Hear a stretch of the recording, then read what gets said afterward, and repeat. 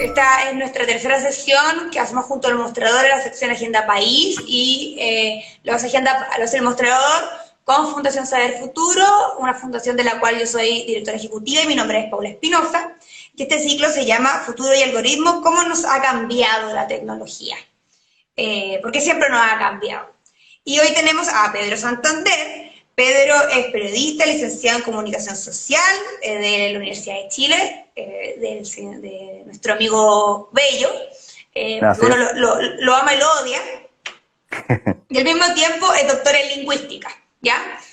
Yo soy de formación de literatura, de lengua y literatura hispánica, entonces los lingüistas son amigos muy queridos. Total, primos hermanos. Primos hermanos, además. Sí, y además estás de docente en la Escuela de Periodismo de la Universidad de Valparaíso, en la Católica de Valparaíso, y eres director del proyecto DIP-PUC, o sea, DIP Pontificia Universidad Católica de Valparaíso. Y DIP sería Demoscopia Electrónica del Espacio Público, ¿cierto? Sí. Demoscopía. Demoscopía. Bueno, por eso nunca fue lingüística, porque la fonología nunca fue lo mío. No, en serio. Fonética fue como, yo ese ramo no lo voy a hacer. Sí, es odioso. Así que, bueno, primero agradecerte la paciencia, porque... No, a ti. Como mucho. No, esto pasa, son cosas que pasan. Y también recordarle a que nos están escuchando que la Fundación Saber Futuro, nos estamos un poco en la sintonía con Pedro y con los invitados que estamos teniendo y con Agenda País, pensando en el futuro, también en apropiarnos de la palabra futuro, porque a veces está muy asociada a un grupo de la sociedad y algo de lo cual creo que todos nos tenemos que hacer cargo de alguna manera. El futuro no nos pasa por al lado, nosotros lo podemos llegar a administrar como seres humanos, o lo que queda de los seres humanos. Estas las presentaciones, me voy a ir directamente a preguntarte por qué ese nombre. Claro. Mira, tiene dos razones, porque suena pomposo y suena largo, demoscopía electrónica del espacio público, pero si tú lo abrevias, suena mucho mejor, DEEP. ¿Ya? Entonces, sí, tiene algo de marquetero, ¿no? Para que quede en la memoria, suene, DEEP, PUCB, pero a nosotros nos gusta la palabra... Esta cosa en inglés también, del DEEP. Sí, exacto. Sí. Yo toda esta cuestión, usamos muchas palabras en inglés cuando hablamos de lo tecnológico, ¿no? Sí. Y a mí personalmente, que coordino este grupo, me gusta el concepto de demoscopía, ¿no? Demoscopía es un concepto de la sociología, es un concepto, en el fondo el estudio de la opinión pública, de sus gustos, de sus preferencias, ¿no es cierto?, de la opinión.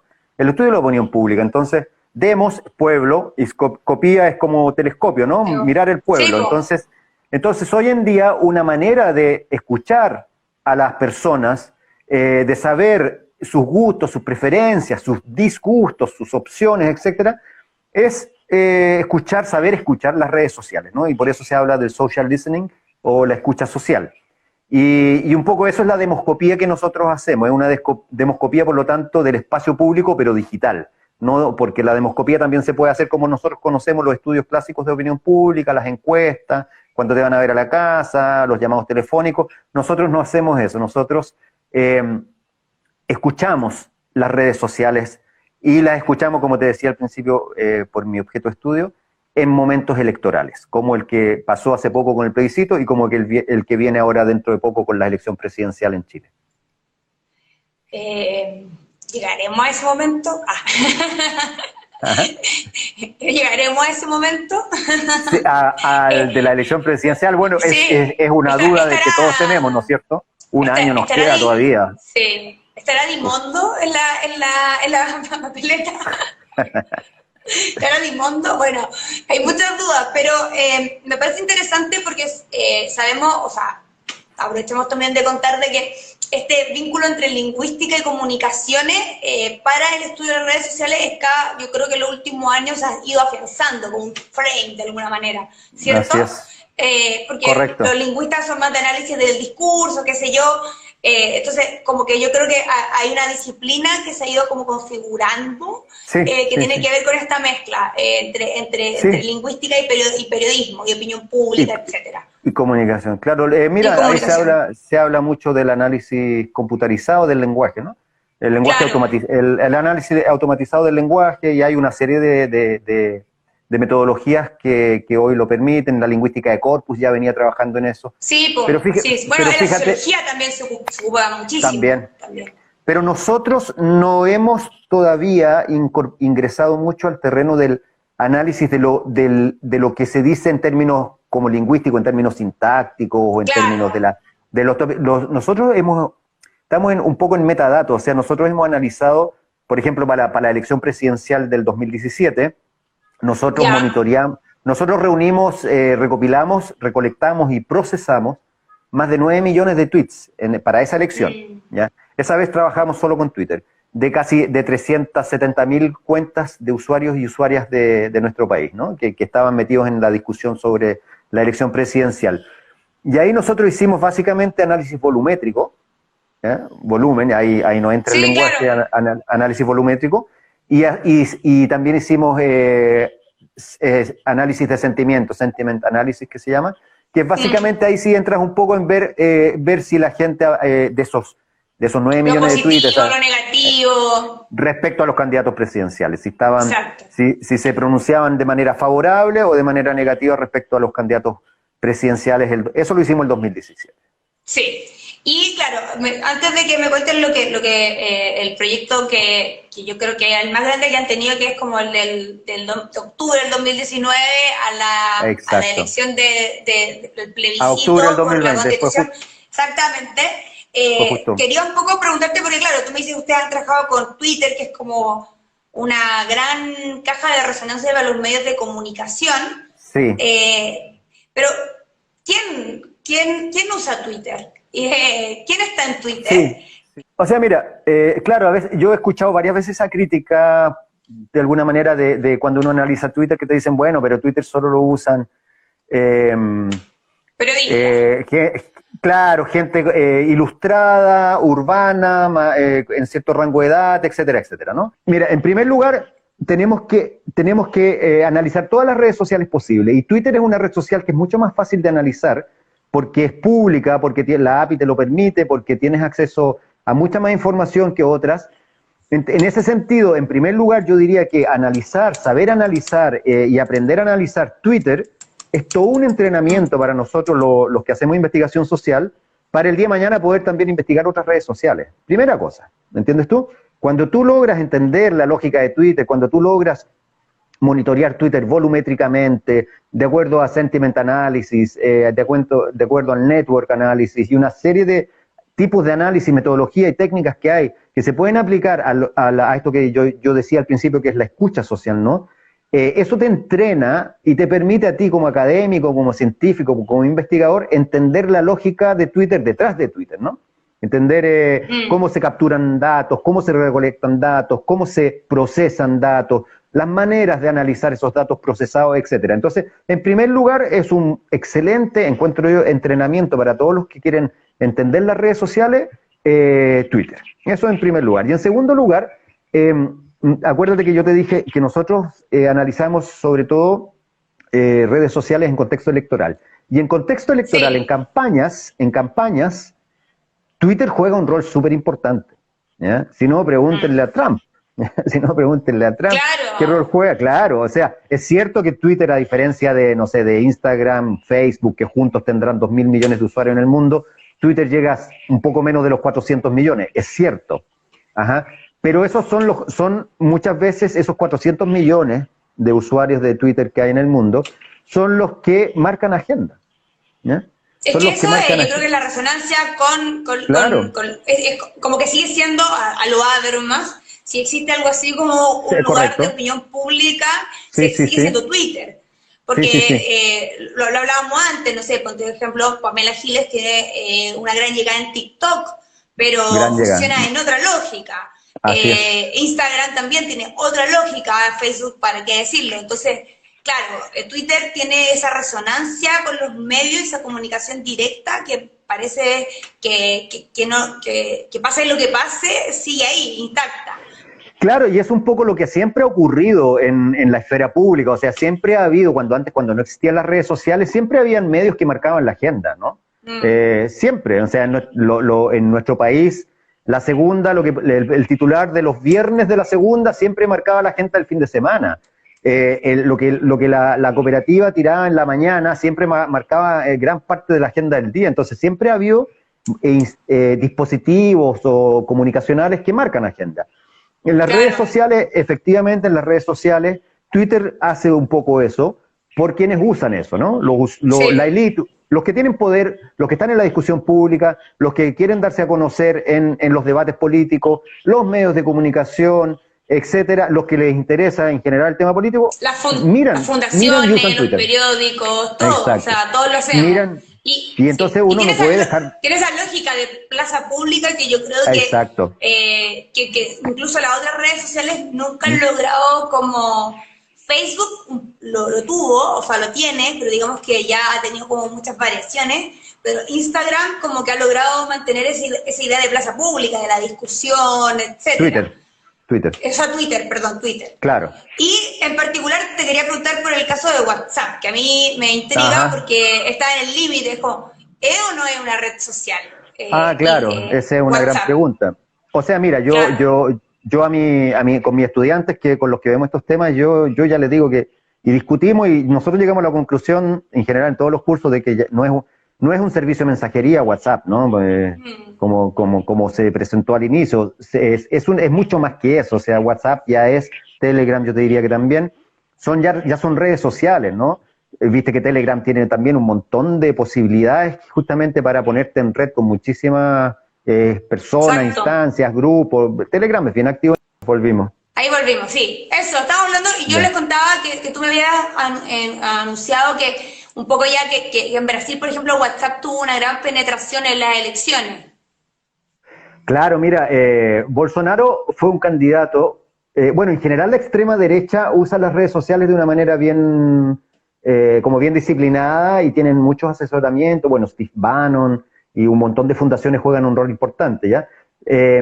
Y en la campaña del 2018 de Bolsonaro hizo una cuestión que sorprendió a muchos, sobre todo sorprendió al Partido de los Trabajadores, al PT brasilero. Él prescindió de los medios tradicionales, no le importó la televisión, no le importó mucho la radio, no le importaron menos los diarios. Él dijo, yo todo lo voy a hacer por redes sociales y WhatsApp. Y entonces, ya el 2014 había un estudio en Brasil que indicaba que la derecha estaba empezando a usar fuertemente WhatsApp en sus estrategias políticas, el 2014. Pero el 2018 eso ya llegó a su cenit, al máximo, y Bolsonaro, y el comando Bolsonaro, ¿no? Y todos los que lo apoyaban, optaron como prioridad número 1 por WhatsApp como el mecanismo, el dispositivo de comunicación política que se usó en la campaña. Ellos contrataron, después surgieron varios estudios, yo mismo traté de entender cómo funcionó la lógica. Ellos compraron, por ejemplo, te digo, miles de números telefónicos. En Portugal compraron muchísimos números telefónicos, en Miami a $1 el número telefónico, y cada número telefónico te permitía a ti armar un grupo, ¿ya? Claro. Y eso lo sometieron a actividad robótica fuerte, y así lograron una llegada a gran parte de la población brasilera que tiene un uso del WhatsApp mucho más intenso que, por ejemplo, la población estadounidense. Entonces, claro. Sí, mucho más, o sea... Los gringos no usan tanto WhatsApp. Claro, exacto, mucho más parecido a nosotros. Los gringos no usan tanto WhatsApp como nosotros, como los brasileros, ¿no? Entonces, por eso Trump ahí en WhatsApp, hasta donde yo sé, no ha hecho una campaña muy fuerte, más bien Twitter y Facebook, Instagram, ¿no?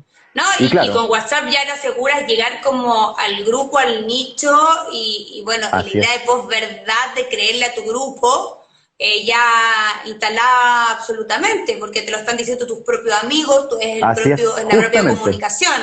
Entonces ya ahí no hay espacio de cuestionamiento. Y ¿sabes lo que yo creo que además tú logras con WhatsApp?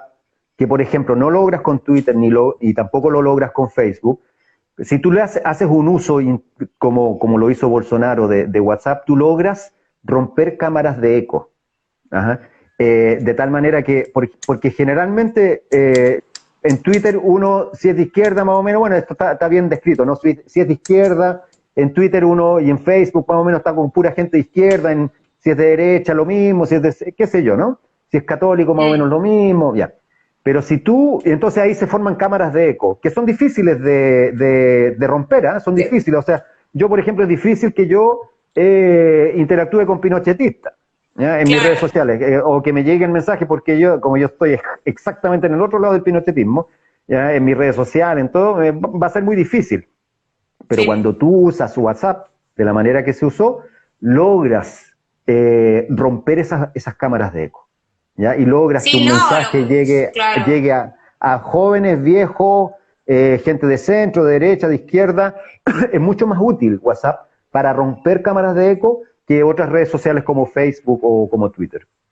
Sí, no, lo encuentro bien importante y peligroso, y sobre todo un fenómeno como replicable en Chile, me parece, por como nuestro uso del WhatsApp. Mira, y en ese sentido... Sí, dale. Yo creo que, o sea, dos cosas, ¿eh? Yo creo que en primer lugar, en la elección que viene ahora, en la presidencial, la de noviembre del 2021, yo creo que ahí pero que WhatsApp... vienen muchas. Sí, me refiero a esa, a la presidencial, me refiero a esa. Vienen muchas. Yo creo que ahí el rol que va a jugar WhatsApp va a ser pionero en nuestro país. O sea, vamos a ver a WhatsApp como un instrumento de campaña política como nunca se ha visto. Te aseguro que así va a ser. Bueno, ya pasa, ya hay cadenas, ya hay como información que la gente y que los medios replican. O sea, como que, oye, se está diciendo esto, y WhatsApp es el lugar donde el rumor, de alguna manera, porque claro, en Twitter como que cada vez los medios, todo se cuida más del fake news. Pero parece que en Instagram, o sea, en WhatsApp aún podemos como rumorear, copuchar nomás. Totalmente, claro que sí. Claro, sí. Y en ese sentido, ¿qué te parece la medida que tomó, o sea, no en ese sentido, pero ya que estamos hablando de redes sociales, la medida que tomó Twitter respecto a Trump y a cancelarle su cuenta? Bueno, fue Twitter, Facebook y también fue Instagram. Y si no me equivoco, también y también Snapchat, si no me equivoco, ¿eh? Sí, o sea, fueron, sí. ¿Verdad que todavía existe Snapchat? Sí, fueron varias redes sociales que coordinadamente decidieron, en el momento ya de la salida de Trump, de silenciarlo, ¿no? Bueno, igual entonces, esto tuvo un antecedente previo, diría yo, que fue en una conferencia de prensa, no me acuerdo bien qué hito comunicacional, donde Trump empezó a decir una serie de cosas también respecto a las elecciones, el fraude, etcétera, y que un par de cadenas dijeron, nosotros no vamos a seguir transmitiendo esto porque son mentiras, y eso también fue bastante controversial. Es cierto. Y luego pasó esto. Claro, es cierto, pero que esto ya fue un grado superior, que fue silenciarlo. Silenciarlo, claro, o sea, definitivamente. Su cuenta individual. Sí, su cuenta individual y a cero, o sea, a cero, un tipo que era un vociferante, a cero. Bueno, mira, es una situación compleja, interesante, es un Edward Snowden, o sea, ¿te acuerdas tú de Edward Snowden, no? Sí. Que está ahí, el espía de la NSA, que desertó cuando se dio cuenta. Es bien interesante porque es un tipo interesantísimo, además, yo lo sigo, lo leo, yo creo que es un genio el tipo, desde muchos puntos de vista, no solo desde el punto de vista informático. Vale la pena el libro, el documental, la película, todo, porque en verdad es como un héroe inesperado, de alguna manera. Totalmente. Ahora, a él no le gusta él no le gusta que lo llamen héroe, él dice, yo soy un ser humano que hizo algo inusual, así se autodefine. A mí me gusta su definición. Pero él deserta de los servicios de inteligencia gringos cuando se da cuenta definitivamente que los gringos estaban espiando a medio mundo. ¿Ya? Y literal, o sea, y él dice ni siquiera a medio mundo, él dice a todo el mundo, ¿ya? Y es una vigilancia masiva, ilegal, ilegítima, por donde lo mire. Entonces ahí él deserta. Y él dijo ahora, a raíz del silenciamiento que las redes sociales hicieron de Trump, él publicó un tweet y dijo, para bien o para mal, este es un momento, un breaking point, un punto de quiebre respecto al discurso digital. Y cómo el discurso digital circula en el mundo de las redes.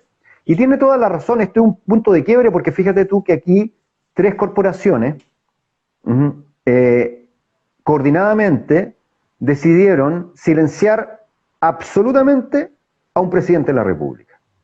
Entonces, a un individuo, además. O sea... Claro, a Sí. un individuo, justamente, Sí, porque sin le cerraron todas someterlo las a cuentas. ningún tipo de proceso, nada, o sea... Nada, y sin que nosotros sepamos cuáles son los criterios que estas corporaciones están usando para silenciar absolutamente a alguien. O sea, claro, seguramente a la mayoría de nosotros Trump nos produce un rechazo visceral, ¿no? Seguramente, a mí por Sí, lo menos me lo produce. Ok, sí, pero no, eso no es una otra... defensa de Trump. No es una defensa de Trump. Por eso lo que dices Edward Snowden es interesante, esto es un punto de quiebre. Lo que aquí ocurrió es que 3 corporaciones decidieron silenciar a un presidente de la República. Ahora, esas corporaciones, ¿qué códigos siguen? ¿Qué normas siguen? ¿Cuáles son sus criterios para silenciar a alguien? No lo sabemos, no lo sabemos. ¿Ah? Y además son corporaciones privadas. Son corporaciones privadas, son grandes corporaciones, tecnocorporaciones se le llama, privadas, tecnomonopolios, que silencian a alguien, ¿no? Y el día de mañana puede ser esto mismo con un presidente democrático progresista, puede ser con un mandatario que tiene algo importante que decirle a su país, no lo sabemos. O sea, aquí hay una cosa fuerte. Por eso yo te decía al principio, en esto de la estructura del poder, ¿no? Del campo del poder, se ha dado un salto, ¿no? Estamos en otra escala, estamos vivenciando una escala nunca antes vista en la humanidad, que ha llegado a tal punto que 3 corporaciones pueden silenciar al presidente más poderoso del mundo y dejarlo en mute. Sí. Ahora, ojo que esto es algo que ya a las personas, digamos, comillas, comunes y corrientes, ocurre con YouTube, por ejemplo, ocurre, Claro, o sea, que sin ningún proceso a ti te pueden te banean. bajar un video porque sí, y hay millones de casos que rayan en lo absurdo de por qué lo hicieron y no hay Claro, nada.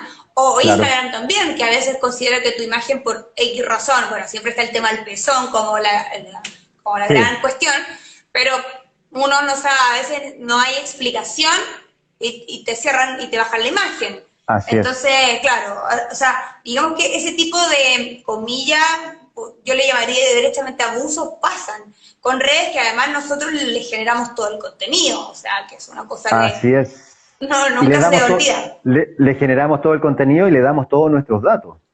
Sí, pues exactamente, le damos todo. Pero bueno, ya mira, para ir como avanzando, ustedes, claro, estuvieron viendo lo del plebiscito de la Constitución, un año entero, donde era muy claro, apruebo o rechazo, ¿cierto?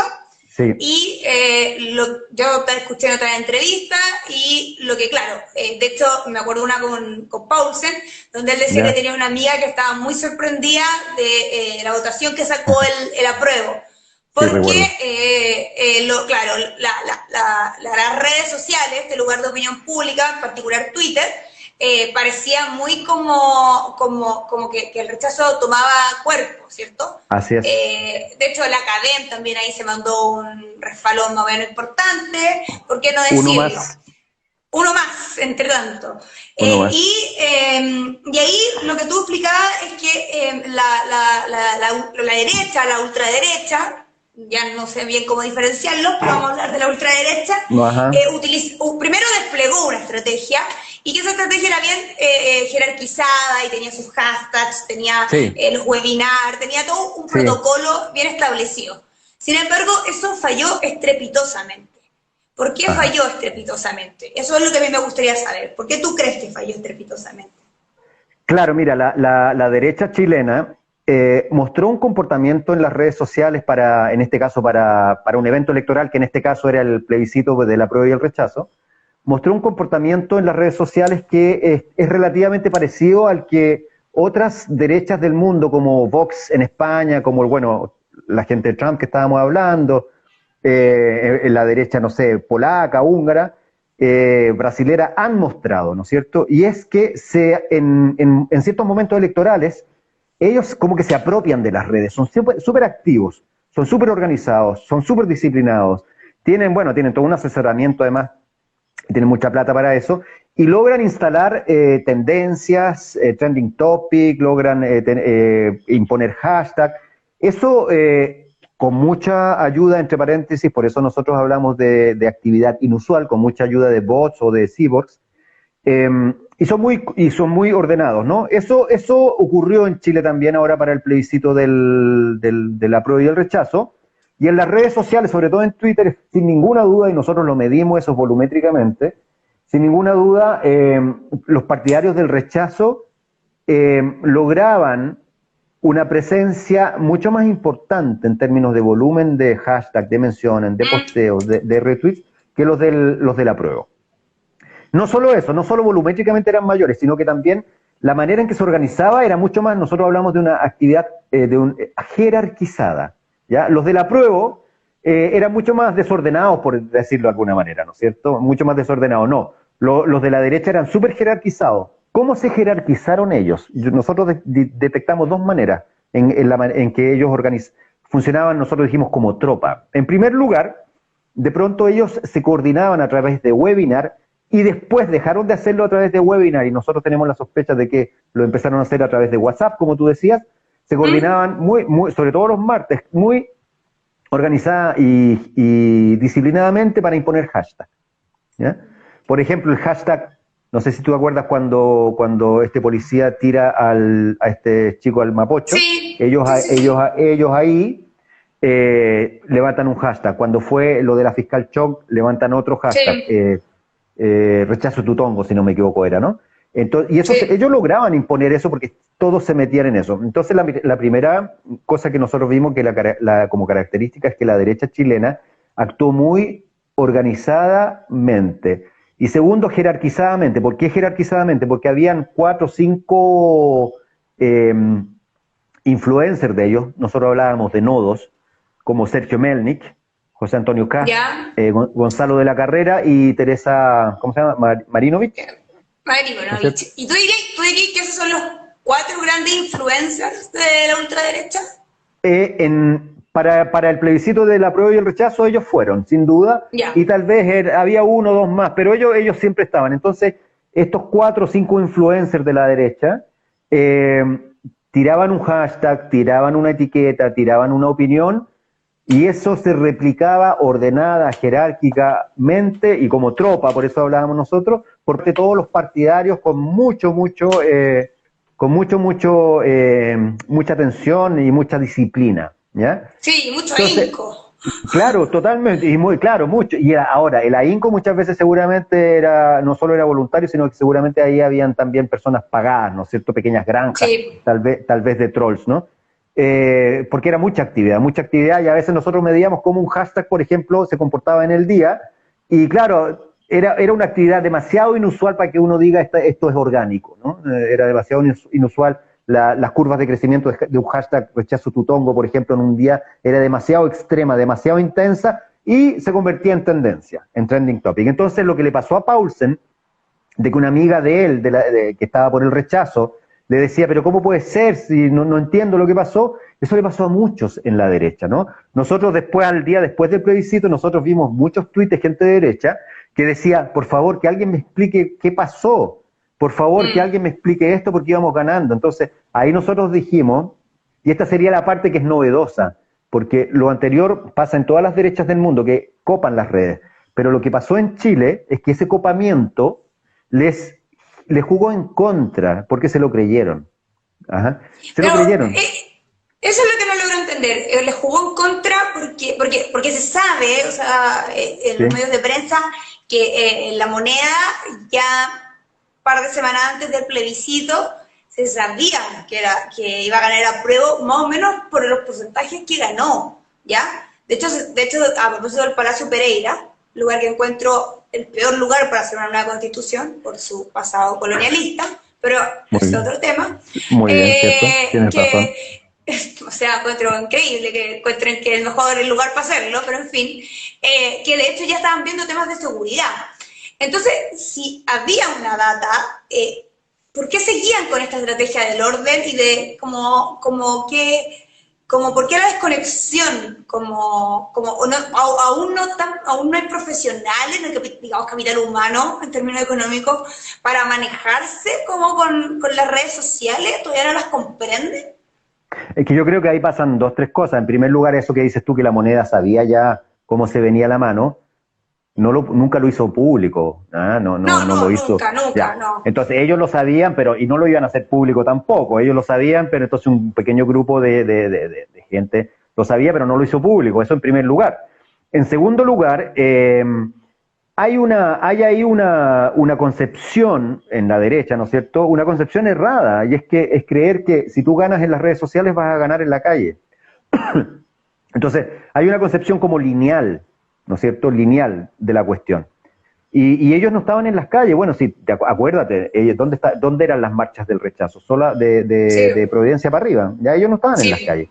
Mientras que todo el país estaba en la calle. Entonces, ellos, y eso es lo que nosotros denominamos el espejismo de la mayoría, ellos se construyeron un espejismo, dejaron de ver la realidad no virtual, la dejaron de ver eso, y además, en ese espejismo, ellos se sintieron y se creyeron mayoría, porque efectivamente en las redes sociales, los nodos como estos que recién hablamos, ¿no es cierto?, las cuentas de Melnik, Marinovich y otros, eran nodos muy activos, pero no solo muy activos, sino que también que generaban mucha interacción, porque a veces uno puede ser muy activo, pero genera poca interacción, ellos eran activos y generaban mucha interacción, y mucho más que otros. Entonces, en ese sentido, nosotros decimos les jugó en contra, porque empezaron a leer la realidad leyendo las redes solamente. Y eso es un gran error. Es un gran error. Es decir, es complejo, porque al mismo tiempo sabemos, por ejemplo, Teresa Mirosevic, o qué sé yo, sabemos también, bueno, ella además también tiene además un espacio, me parece que el Mostrador también, no lo sé, pero hace unas cápsulas de videos que tiene un espacio audiovisual, ¿cierto? Además, como donde dice cosas, qué sé yo. Pero sabemos que eso sí influye, por ejemplo, en la percepción que la población tiene de los políticos. Sí, pero sin embargo acá, claro, con el tema del estallido y con la ida al voto, bueno, ya cuando tengamos más claro también quién fue a votar, las edades, qué sé yo creo que ahí vamos a tener también más claridad de lo que pasó. Bueno, voy a hacer un resumen. Pedro es periodista, es doctor en lingüista, el sujeto de estudios son las elecciones y los datos respecto a las elecciones en redes sociales, la opinión pública. Quiero leer en términos de metadata lo que está hablando, lo que está diciendo la opinión pública y cómo eso tiene un correlato con la realidad. Y estamos en particular analizando el fenómeno que fue el plebiscito, del apruebo y el rechazo, porque, bueno, ahí la derecha jugó un rol muy importante en redes sociales, sin embargo, se pegó contra la pared de una manera estrepitosa, y habló como de un desencuentro con lo real, con lo que estaba pasando en la calle, que es bien llamativo. O sea, yo quería cerrar como preguntándote por el tema de los bots. Tú también hablaste de los C-Box, y claro, finalmente, ¿qué son estos? Porque uno se pregunta si son personas que están pagadas, que están así apretando un botón, si están automatizados, si sabemos un poco cómo está funcionando en Chile eso, por ejemplo, con un partido como el Republicano, que tiene un uso de bot más o menos importante. Bueno, son ambas cosas, son tanto personas que están contratadas para 24 horas al día darle al botoncito, ¿ya? Ahí hablamos de cyborgs, y son también bots. Bots viene de robot, ¿ya? En la abreviación, entonces es actividad automatizada completamente. Bots es cuando la actividad es 100% automatizada, ¿no? Cuando hay una actividad que es 100% automatizada, hablamos de bots. Cuando ahí se mete el elemento humano, ya no es bots, en estricto rigor es cyborg o... Bueno, depende, creo que los españoles hablan de trolls, qué sé yo. Mira, ambos fenómenos se dan. Nosotros para el año 2017, un área, porque nosotros como grupo de investigación somos gente de lingüística, de comunicación y también ingenieros informáticos. Y había un compañero de trabajo especializado en bots y él se dedicó a tratar de estudiar y de ver y detectar cuentas de bots, y el año para la elección presidencial del 2000, la última, la del 2017, detectamos 2.400 y tantas cuentas que calificaban como bots. Por irregulares, claro, sí. Ese es uno de los nudos también en el tipo de investigación que ustedes hacen. Así como es. poder distinguir el tema de los bots. No es fácil, hasta donde yo sé, bueno, capaz que los chinos, los rusos y los gringos lo tengan, pero hasta que hasta donde uno sabe no existe ninguna herramienta, por lo menos en el mundo científico, académico, que pueda ser usada para detectar automáticamente bots. Es decir, siempre entonces, nosotros usábamos 6 criterios para decir esta cuenta es un bot, ¿ya? Fecha de creación, seguidores, el nombre, el tipo de nombre, porque, por ejemplo, ahora en la última elección de la prueba y el rechazo, nosotros detectamos muchas cuentas que estaban a favor del rechazo, ¿ya? Que todas tenían la misma raíz de nombre, Fernand, ¿ya? Y después venía un número, Fernand 0002518, Fernand okay. 0002836, Fernand 0, y así. Habían un montón así y todas tuiteaban y retuiteaban fuerte a Cast, ¿ya? Eso, Okay. y además eran cuentas de reciente creación, sin seguidores. Entonces ahí tú dices, ya, esto es un bot. Esto es un bot. Oye, y en ese sentido, ¿cómo ves tú como el devenir tanto de la investigación que tú haces, como de tu campo disciplinar, Sí. y al mismo tiempo, cómo esto se va posicionando en Chile? Porque todavía pareciera que estamos en un uso artesanal, pero esto va a cambiar, o sea, se nos vienen votaciones muy importantes y sabemos que de alguna manera se va a, comillas, profesionalizar, por decirlo así. No sé cómo tú lo ves. Mira, tengo visiones utópicas y distópicas, ya por decirte, tengo optimismo y pesimismo, porque esto es complejo, es así, bueno, tú sabes, pues esto es aparte que es muy vertiginoso, ¿no es cierto? Es tremendamente vertiginoso. Vamos a ver, yo creo que va a ser interesante observar el año 2021, donde como tú bien decías hay tantas elecciones, va a ser interesante observar qué uso le van a dar los comandos, el gobierno, la oposición, los partidos políticos, etcétera, etcétera, a las redes sociales, a la tecnología, ¿no es cierto? Como una herramienta de campaña, ¿no? Como una herramienta para conseguir votos, para una herramienta para dañar a candidatos. Va a ser interesante. Yo creo que este 2021, en ese sentido, en Chile se va a dar un salto. Es una hipótesis que yo tengo. Se va a dar un salto en el uso de lo tecnocomunicacional para un periodo electoral que además va a ser muy intenso, ¿no? Va a ser interesante. Presenta muchas complejidades, porque por un lado, efectivamente, hay candidatos fuertes que se van a querer bajar, o sea, que se los van a querer dañar, hay otros que los van a querer potenciar, pero por otro lado está como la necesidad de informar, porque hay tantas elecciones, claro. O sea, que como uno no sabe realmente, como con suerte en tu distrito, entiendes un poco como Exacto. Si estás medianamente informada. Una pero, locura. O sea, va a ser una locura, o sea, yo que no tendría problemas en vocal, espero no ser vocal de esta elección, porque va a ser una sábana. Y en ese sentido, a propósito de esta idea, como de este futuro que ya no sabemos qué pasa, si nos ponemos así extremo, uno podría decir que está como una respuesta podría ser pensar en reglamentar, ¿cierto? Reglamentar. Pero por otro lado también es como, no quiero usar la palabra educar, porque me parece que no es, sino más bien generar usuarios críticos de las herramientas. Entonces, ¿cómo crees tú que debería avanzar esto? Como así en términos ya de política pública. Sí, total. Yo creo que tú diste en el clavo con las dos palabras precisas, educación y regulación, ¿ya? Porque el capitalismo, con estos gigantes tecnológicos, está dando un salto peligrosísimo, que es un salto en realidad no hacia adelante, es casi que un salto hacia atrás. Es decir, estamos viendo monopolios impensables. Si se pensaba que la actividad monopólica se iba a disminuir con el tiempo, no. Estamos viendo además una dependencia de estos gigantes tecnológicos cada vez mayor. Y el tema de la dependencia es el tema contrario a la emancipación. Entonces, toda la promesa moderna es que como seres humanos nos íbamos a emancipar, íbamos a ser cada vez más emancipados. La promesa de Internet, partiendo por ahí. Partiendo por ahí, la promesa original. Todo es al revés. Todo es una reversión, todo es una vuelta hacia atrás. Entonces, es volvemos como hay un autor francés que me gusta mucho que habla de que estamos volviendo a una suerte de capitalismo feudal. ¿Ya? Feudal ¿Cómo se llama? Ay, mira, lo voy a buscar mientras hablamos, lo tengo por ahí. Hay muchos, bueno, no sé a quién te refieres con este francés en particular, pero hay bastantes autores que están hablando, claro, del feudalismo.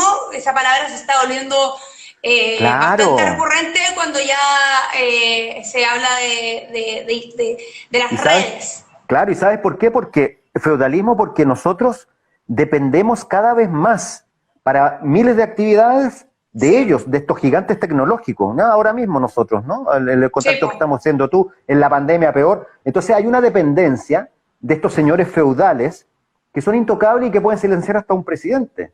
¿Ya? Sí. Como vimos, que además es el presidente más poderoso del mundo. Entonces, frente a eso, frente a ese poder, frente a todo eso, hay una cosa que yo tengo clara, que la respuesta individual no sirve. ¿Ya? La respuesta de yo doy la batalla desde mi casa, con mi ser, como yo... No, eso no sirve, no sirve nada. Bueno, sirve evidentemente para proteger tus datos un poco, eso es importante, yo protejo mis datos, yo qué sé yo, pero como respuesta frente, como más política, no sirve. Entonces yo creo que por eso la regulación es fundamental, hay que regular esto. Bueno, pero esa estrategia de cómo tú individualmente puedes hacer el aporte, una estrategia de los 80 que el capitalismo nos ha vendido en todo en términos de cosas, o sea, de hecho no es nuestra culpa, el calentamiento global es nuestra culpa, claro. La pobreza es nuestra culpa, todo como depende de nosotros, todo. Y es como, oye, no. Y además que me parece a mí que acá hay un tema como lo hablábamos en otro foro anterior, que es una regulación que no puede ser solo de un país.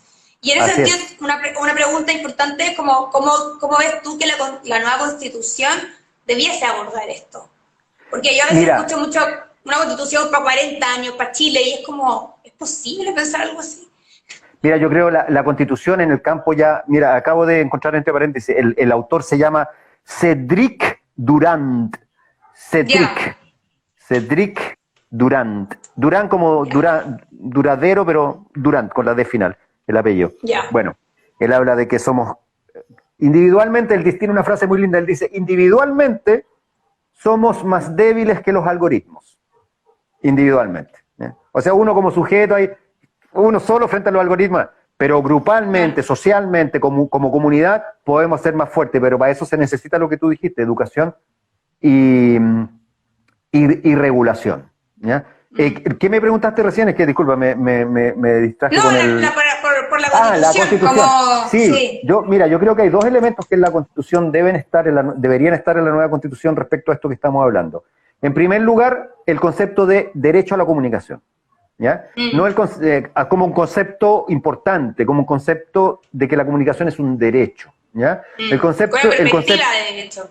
Es una perspectiva. Claro, exactamente. Y es un concepto que se ha trabajado en América Latina, que lo trabajó en el informe McBride, etcétera, y que se opone a toda esta visión liberal y neoliberal de la libertad de prensa, de la libertad que al final siempre es la libertad del empresario del medio de comunicación. Eso es lo primero. Y lo segundo, yo creo que debería la nueva Constitución considerar que el acceso a Internet es un derecho humano. ¿Ya? Yo creo que eso es fundamental, porque como hablábamos recién de la dependencia, ¿no es cierto?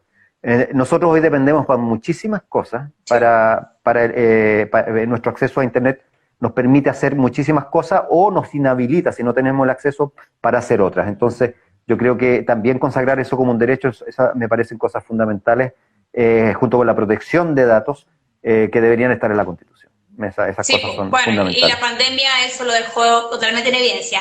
Totalmente. Pedro, te quiero agradecer muchísimo tu tiempo, tu paciencia. Quiero además recordarle a las personas que en el mostrador están haciendo, informan respecto a lo que ustedes están realizando en DIP. Sí. No sé si quieres invitar a las personas a que visiten la página web. Yo estuve mirando, hay información bien interesante. Así es, gracias. Sí, así que los quiero felicitar. No me sé bien la URL, es... DIP PUCB. PUCB, eso. Yo los invito a ingresar... .cl porque tienen documentación que se puede utilizar, que se puede ver y eso es muy importante. Y como siempre los dejo invitados para el próximo miércoles a las 8:30, que siempre revisen saberfuturo.org y nuestra invitada la próxima semana es Javiera Moreno, que también es de datos protegidos. y ahí vamos a hablar de la protección de datos y que siempre choca con las ganas de tener los datos. Así que nada, pues me despido, buenas noches, muchas gracias. Y Chao, Paula, un placer. Gracias a ti, chao. gracias por la paciencia. Chao, que estén muy bien. Que estén bien, Chao, chao. chao. Chao.